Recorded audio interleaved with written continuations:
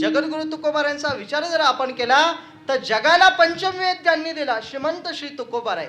जगाच्या कल्याणाकरता तुकोबारायांनी गाथेची निर्मिती केली. नाथबाबांचा जर विचार केला तर नाथ महाराजांनी जगाकरता भागवत लिहिलं, भागवताचं चिंतन केलं आणि त्याच भागवताचं जर चिंतन करत असताना विचार केला, भागवताच्या चिंतनामध्ये दशमस्कंदावरती 25,000 ओव्या, त्या दशमस्कंदावर ज्यांनी गीता भाष्य म्हणून टीका केली ते आपले संत बहिराज अद्वैत महाराज. विठ्ठल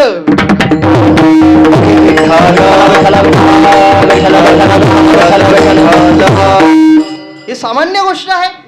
नाथ महाराजांच्या काळामध्ये ज्या संतांचं जन्माला आले ते म्हणजे आपले महाराज.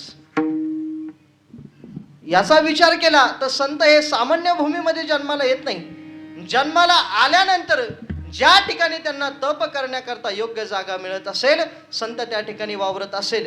हे काय सामान्य परिसर नाहीये, जवळ गोदामाई आहे, गोदामातेचा परिसर आहे.